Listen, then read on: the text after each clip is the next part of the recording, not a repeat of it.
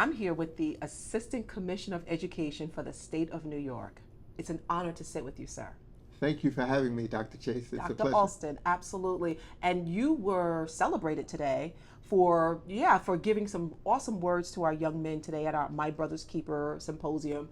Young men from Long Island, 10 districts. We had almost 200 young men in the audience, and you talked a lot about their brilliance. You talked about finding your brilliance and identifying your brilliance. What was the purpose of that message today?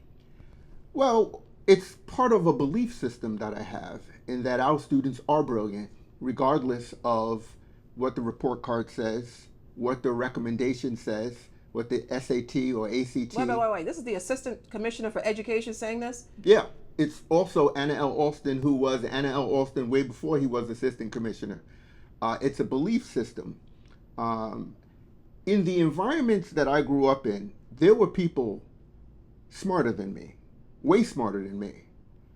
I have 2 degrees from Columbia University, which some people would say is evidence that I'm smart. But I know that there were people who dropped out of school that were smarter than me.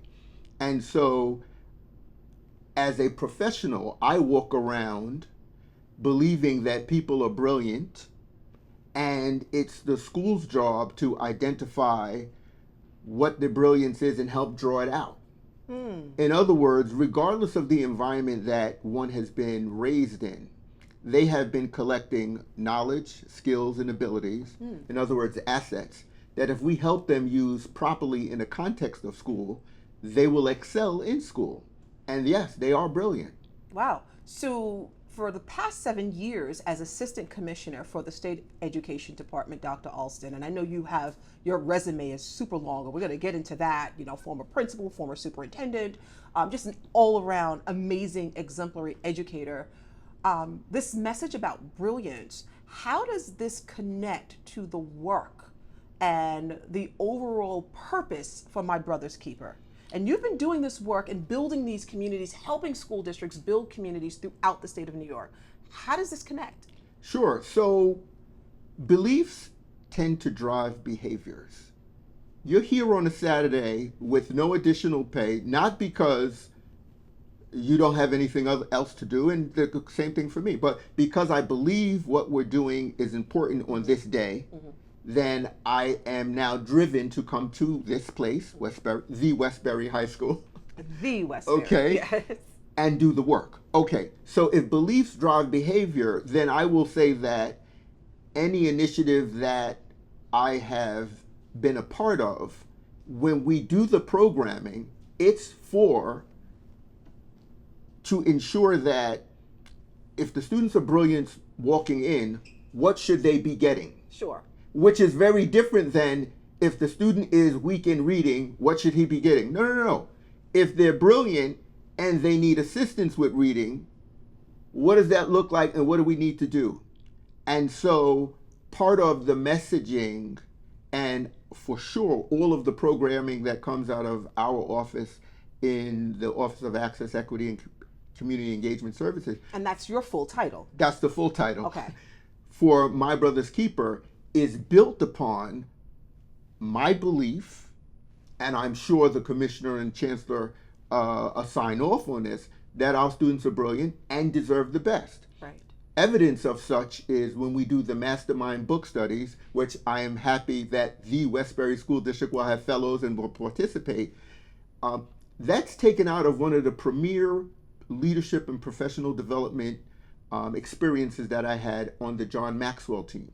Oh, talk about that. Sure. So in 2015 or 15, when I became superintendent of schools, I knew I needed to up-level my leadership because I was playing in a different arena. Okay. And I had went from principal to superintendent, right, which is a jump. Right. And the only central office I had was being a school board member, okay, out in Quogue. Okay. So I said, I need to up-level my leadership. So I invested in the John Maxwell team, premier leader, thought leader in leadership. And part of what they taught us is the mastermind, right, and how to frame it out and use it as a tool. Right. So then we said, well, let's do this for the young people we're working with to grow their leadership capacity. And we started the Mastermind book studies. Mm-hmm. And so it's because I knew that was a premier leadership program, and we knew that it would be impactful to young people, and they say it is to this day. That's how that came about. It was the belief in brilliance and that our students should get the very best of what we have access to. Sure. And do it. That's true. That's awesome. That wow, that makes sense. It really does. You serve currently as the assistant commissioner, but you also talked about being a principal and being a superintendent. And in those roles, as well as your current role, you're responsible for outcomes. That's right. Outcomes for not just a few scholars, but for many scholars, right? Right. Can you give us an example of where your work, your leadership has led to successful outcomes? Yeah, well, it's always been in the context of a team and a good mentor. And so as middle school principal in Long Island, I was New York State Principal of the Year because... Say that one more time. Okay, I was named New York State Middle School Principal of the What Year. year? 2011-12, I Awesome. believe. Yep. And so the outcomes were we went from the bottom quartile on reading and math scores and state assessments to the bottom quartile to the top quartile in Nassau County, Okay. which is significant and outstanding. And that direct work was I had a mentor who had accomplished so much, Dr. Larry Aronstein, who poured into me directly, would tell me the play and tell me how to run it. So when we were talking about curriculum and instruction, what are the 4 C's that need to be part of your curriculum maps? Concrete, comprehensive, collaborative, and there's a C I can't remember at this point, and that's fine. The other piece that I knew unconsciously, I didn't know that we should approach the young people and just have this brilliant mindset, but I knew growing up there were people who were smarter than me who were no longer here because they made poor choices and the society failed them and the system didn't, there weren't safety nets. So I knew there were people smarter than me, and I said these same people are here today. So I was unconsciously operating with a brilliant mindset saying give kids the best experience possible, encourage them, be on that microphone every day with affirmations, because I know from personal development affirmations matter. And so yeah. Right. So how does My Brother's Keeper help to cultivate this culture of high expectations? We talked about this before, or just these outcomes that you were able to bring in your own, personal experiences. So we have all of these MBK communities throughout the state of New York. In fact, throughout America, we have over 100 of them. How does this program help to cultivate this high expectation, high outcomes for scholars? The brilliance of Dr. Lester W. Young, Dr. Betty A. Rosa, and Ruben Diaz in the Bronx were the brainchild behind this, getting it in New York State. And it was always an outcome-based initiative. And it is. It's not a program. And when Dr. Young told me it's a movement, I said, okay, say less. Because now it's not an educational program, it's a movement. And what's the difference between a moment and a movement? Sacrifice. And so once it's an outcomes-based initiative, and the state education department put in the resource and the work to have these guiding principles, and we have the national milestones, and we have this guidance document. These are the things that seem to be working well for young men of color that are research-based. Research-based. So now we're guiding people Right. in the direction that will, by following a process, improve student outcomes. And when someone wants to become an MBK community, it's not just send an email and you're an MBK community. It is write a letter to the commissioner saying you support the national milestones, have an elected official sign on also, Right. political capital matters. Right. Convene community members so that you have a constituent base that supports that. Do an analysis of your data and see where are the gaps, which includes talking to students and looking at data, and then put together an action Yeah. plan that my team looks at, and then we say, okay, you're good for it. Right. So now I understand the rigorous process of becoming a community. The district where I serve became a community very recently, but it wasn't an easy feat at all. You know, we had to demonstrate that, you know, we could sustain it, right? Talk about the importance of demonstrating sustainability of a My Brother's Keeper. Why is that important? I mean, isn't it just like, okay, we can be a My Brother's Keeper in name, right? Or, Right. you know, why is that important? It's important because all students includes Black and brown boys and young men of color. And often we say all students, and then we look at the data, and Black and brown young men of color are, it's almost underachievement and or failure is normalized. And so if all students means all students, the question is, what's your plan for the students that represent all students? I know you have a plan for students who are high achievers. I know it's called AP, it's called advanced this, advanced that, IB. Like there are a lot of things, we know that. We know for the middle of the roads, we know. The question is, what are you doing for young people who have not tapped into their full potential? Or do you believe that is their place? And so that's where expectations come in, and that brilliant mindset. If we believe they're brilliant, then they shouldn't be at the bottom of the academic and social statistics. So let me ask you a question. Sure. Oftentimes we hear the terminology achievement gap. Achievement gap has so many different definitions. Right. I don't use achievement gap. I use expectation gap. Okay. Just your reaction alone. Do you think as a society we have an expectation gap? I think I would agree with you that I think it's a multi-layered cake. There's an expectation gap. There's an opportunity gap. There is an attitude gap.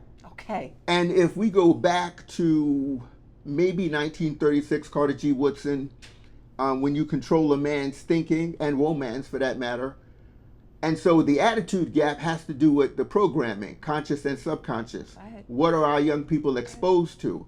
And that's why when I can't wait to see the Westbury School District at the symposium, you will see us trying to program young people into their brilliance and the belief that they deserve all of the pomp, circumstance, information, and treatment that they're getting, so that they can go back to their communities with a heightened level of self-image that, yes, I am very important.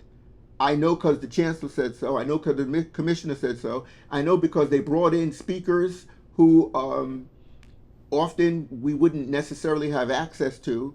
I must be important. And so we know this, Dr. Chase. People who believe they're going somewhere positive in life behave very differently than people who don't. Okay. And so part of what we're doing is educational and psychological. I love what we're doing for our young men in the state of New York. I would even say throughout America what we're doing with our young men. But I also know that Melinda Gates tells us that when we educate women, we educate the world, right? Because women are our first teachers. What is New York State Education Department doing in terms of leveling the playing field and providing for young ladies who might struggle, young ladies who might need a different type of challenge, young ladies who need the mentorship, young ladies who need a clear set of goals, similar to what MBK is doing? Is there anything on the horizon that's coming from the New York State Education Department as it relates to working with young ladies? Sure. I think trying to get all students to reach their highest potential is very important, particularly in this day and age. Recently, and it was the end of March, New York State Education Department launched My Sister's Keeper in the Bronx, New York, in the Bronx. My hometown. In the Bronx, New York.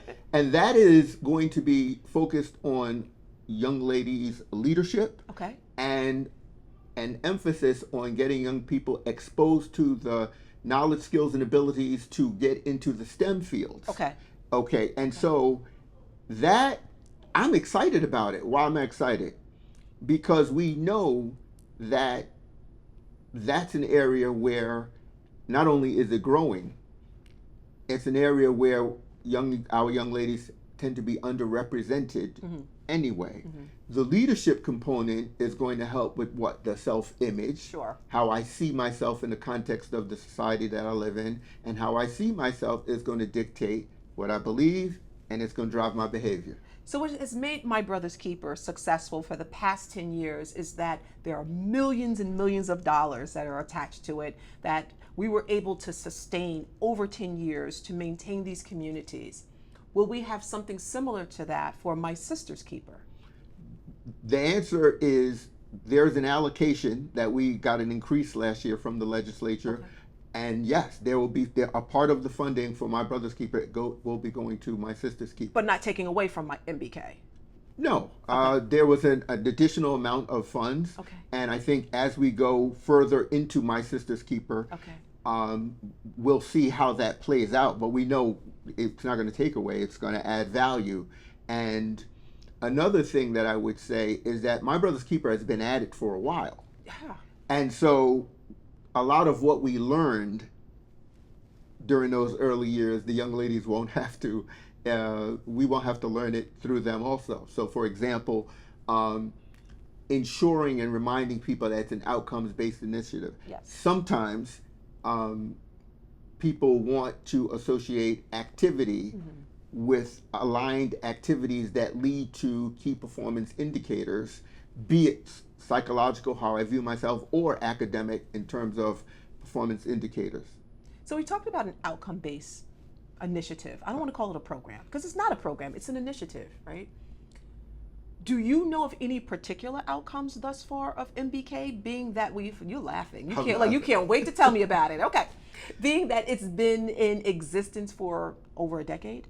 Sure, I can tell you for Buffalo, from 2016 to 2023, the graduation rates for Native Americans is up from 52% to 87%. And you attribute that to MBK? Well, we know that other communities that are not affiliated with MBK don't have that kind of growth. Yes. Like that's exponential growth. Yes. We also know that if you talk to people in Buffalo, they would attribute it to that. I won't attribute it to it, but I know that correlation doesn't equal causation, but when the people say it's in part because of MBK, it's in part because of MBK. That's right. Leadership matters. Yes. We know that in Yonkers, they have been identified as a national community by the MBK Alliance. They're one of the few city school districts that have over a 90% graduation rate. Wow. And I want to say that graduation rate is more than just numbers, Dr. Chase. I know you know this, but for the audience, graduation rate are lives of people who will have more opportunity or less opportunity, Okay. who will be more at risk Okay. for being engaged in underground economy and crime, Sure. or not. Okay. And so when we talk about graduation rates, we're talking about opportunities to get yourself and your family or future family into a place where you're thriving in America and not part of the permanent underclass. So you're talking about closing that opportunity gap that you spoke about earlier. The many gaps. Many gaps, many gaps. You are a speaker. I think you're an author, or you're about to be an author. I have been an author. I will be an author speaker, coming up. Yeah. You know, you definitely spoke extremely, powerfully today. You're doing the work of assistant commissioner. Your work is transformative. Thank you. Your work is transformative. What are you most proud of? Think about the list. Hold on, wait, because I know it's a list. Yeah. What are you most proud of? Honestly, what I'm most proud of is that that my daughter would say, I'm a pretty darn good dad. Oh. That's really because what I got to be for her is what I didn't have. Wow. And she's 21. Wow. And so at 100 years from now, 50 years from now, what I've done in education, great. But I'll have someone on this earth that said that I'm in part successful because of who my dad was, who my mom was also, but you asked me. Now, professionally, I do think that I would say because of the scope and depth of MBK and the transformative impact, I'm most proud of that, and I'll tell you why. It's very simple, and it won't sound poetic. I read the statements. We give questionnaires to the fellows after they graduate, Right. and we were in process of doing an evaluation, and I got to read the statements that young people said the impact of MBK, the impact of Mastermind, the impact of coming to the symposium has had on their lives. Sure. And that, sometimes it makes me well up. We're in the process of finishing a documentary on New York State, My Brother's Keeper. And Oh, I know Westbury's going to be in that documentary, right? I'm just putting it out there. Okay, keep going. I'm sorry. and you see the stories. Right.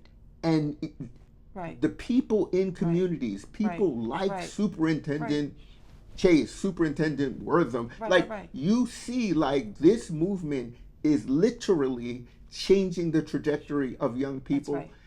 If I may, one young man who's in the documentary, another student asked him, where would you be if not for MBK? And he said, that's a great question. Because now he's a senior at City College. He has a mentor, a Wall Street executive. He wants to be in finance. And he said, it's a great question. I knew I wanted to graduate and get a job, but I never saw myself as going to college until MBK. So once he was in MBK, and he wasn't a fellow, he started his own chapter at his school, and he got an internship with a very nice lady, I'll use her name, Allison Overseth, whose husband happens to be a Wall Street executive. He said, oh, you're interested in finance? Oh, I'll show you. That's how it works. Yeah. And that's how it works. And so I'm super positive of those kind of stories, and they make me a little emotional. No, it is, but you know what? The Strictly Education audience needs to know what is MBK, because I think there's a perception and then there's a reality. So the perception is it's an organization of black and brown boys. We get together, we hang out, we play ball, they eat, they hang out, they go on trips, they do that. You're talking about something so much deeper. You're talking about changing the trajectory of someone's life. You're talking about helping someone to actualize a vision. You're talking about helping someone to dream big. But what happens when they leave high school? What happens when they leave? Oh my gosh. That is so unfair, Dr. Chase. You throw me alley-oops. Okay. I'm sorry. But what happens? Because there's a perception, at least that's what I think. I don't know. When they leave high school, then what happens? Do they get cut off? Okay. So one of the things that we learned was that they need additional support. So myself and Dr. Young were at an event in the school district, and we saw young people who were really all-stars as MBK when they were in school. And we saw them off to college, and 3 of them were not in college. And this was a couple of years in. Right. And Chancellor Young said, we actually put them at risk. I said, wow. Oh, how so? He said all of the support they got through high school and through wherever they started MBK, now they're in college where they don't have that support. I was like, so I understood it. And when he said that, I understood the assignment. So I made some phone calls, talked to some people, got some approvals, and we launched MBK Coaching. Oh, wow. Absolutely. Why? Because of that belief system. Wow. I don't know if you have a coach, but I certainly have paid for a coach in my life to help me navigate and understand beyond mentorship, because this is more targeted. So we started MBK Coaching, hosted by myself and Dr. Alfonso Wyatt, who I'm sure you know very well. And now we do 10-week coaching sessions with young people who have graduated from My Brother's Keeper, and they get to reconnect with the Brotherhood, and now they're getting coaching, and they have hot seats. Yes. And that's awesome. My good friend Eric Thomas allowed us to use from his coaching program. We altered it a little bit. The habit tracker, because you are who you are because of your habits. I am who I am because of my habits. So if we want to see change, we got to look at the habits. That's right. So let's track the habits. Right. And so now there's an accountability. So that is something that we were able to put together this year. Awesome. Because we know that coaching is super powerful and important, and the most, let's agree that Denzel Washington is a pretty darn good actor who has an acting coach. Right. Okay, so if the most successful people in their area have coaches, why wouldn't we do that? That's that brilliant mindset. Why wouldn't we do that for our young people? That's right. Absolutely. Absolutely. I mean, coach them to successful adulthood. I love, love, love that. Will MSK have something similar? I don't know where MSK will end up, Okay. but we remain open to the best practices Okay. that we know work. And Okay. that's, I think, the power and magic of My Brother's Keeper. Each community kind of does it differently. We learn through trial and error, like, whoa, okay, yeah, we're graduating young people, they're going to college. Whoa, they need additional support. Right. So we will allow communities to come up with recommendations. We will be open-minded, and yeah. That's awesome. That's really great. The young man who served as a keynote for this symposium, Mr. Trey Baker, who is an advisor to the Obama Foundation, the Alliance, the MBK Alliance, was an MBK participant, but look at what he's doing by giving back. I was always taught that when you reach a certain level in life, we have two hands, we reach down and pull two people up with us. Is that a mindset of MBK to give back to the community, to reach back, to serve as mentors for those who've been through the MBK, almost through the rites of passage, if you will? Is that the mindset? Is that the idea of it? I'll tell you what Speaker Hasty said last year at the symposium, who is one of the people very responsible for it. In fact, it wouldn't be New York State My Brother's Keepers in part because of his advocacy. Who's from the Bronx, by the way? I know. I told you the Bronx. These days, the Bronx is it. So game over. There was a time when Brooklyn ruled politically, but the Bronx, we just gonna leave it with the Bronx. Okay. So he said this. It was a call to action. Oh, and went to Truman High School, which is my alma mater. I just wanted to put that out there, but keep going. I apologize. Okay, so we got to make sure. Okay, I'm just gonna put that out there. He said, "I only ask one thing of you," talking to the MBK community, is that you make sure that you reach back. There we go. And so what we are finding, because it's such a community, it's natural. They're helping each other out. They're staying in touch. And now with MBK coaching, we now have a system where they can stay in touch and remain part of a community. That's awesome. So, that's awesome. Yeah. You talked a little bit about Dr. Alston, the person, and then Dr. Alston, the assistant commissioner. What's next for Dr. Alston, the person? The person? Well, I know I'm just throwing them at you. My daughter will be graduating in 1 year, and as you know, that means there'll be some extra money in the family. I know. Mine is graduating in 2 weeks. I know. I celebrated my last tuition payment. You were about to get a pay raise without even getting a pay raise. I understand. Okay, so I get it. No, so the person, I just want to continue to grow and do better. And as a dear friend who's a superintendent, is continue to work the assignment. I am no longer, and I got that from you, Dr. Chase, obedient to the assignment. That's right. These days, I'm, whatever the assignment is. That's right. And I don't know how long it is. It's to chase greatness in the assignment so that if it all ends tomorrow, the right person would say, "Good job, thank you very much. That's right. You've done you've understood the assignment and you've executed." And so that's what it is for me. I just want to continue to grow, continue to be better as a person, continue to be a better husband, a better father, a better role model and mentor to the many people I have the privilege of mentoring. Yeah, that's what's up with me personally. Great. That's great. I know your time is short. You gave Strictly Education a little bit of your time. This is a very busy, robust day of empowering and learning. The theme for this particular symposium speaks about empowering brotherhood and also cultivating a legacy. What does that mean to you in closing? Cultivating brotherhood. Brotherhood is, so I am a brother. And I'm one of 9 children. Whoa. 4 boys, 5 girls. And I'm also a member of Kappa Alpha Psi Fraternity Incorporated. My SANS, since 1991, is here, principal of Wyandotte High School. That's a bond that we have until we leave this earth. if we can have... What does SANS mean for those who are not in the Divine Nine? We were, at the time, there was a thing called pledging, and we had to go through a multi-week process of working together to achieve certain tasks. And he was one of the 4 people that were connected together. And so we have a bond forever. And so we know that creating a community of like-minded individuals who have a common north, and that common north is bettering themselves in their communities. A common north. A common north. Not only is powerful, but makes it easier to get to your destination.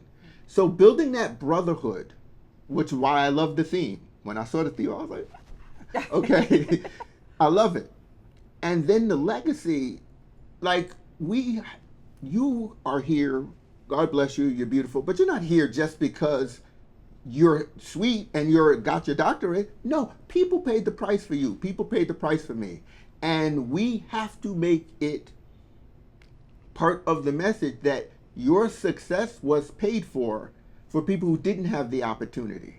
And that's what that legacy is about. So whatever you do, make sure that you're leaving room for the next person to catch and exceed what you've been able to accomplish. That's right. So you hit a nerve with that one. Yeah, we have to make sure that the legacy remains intact. That's right.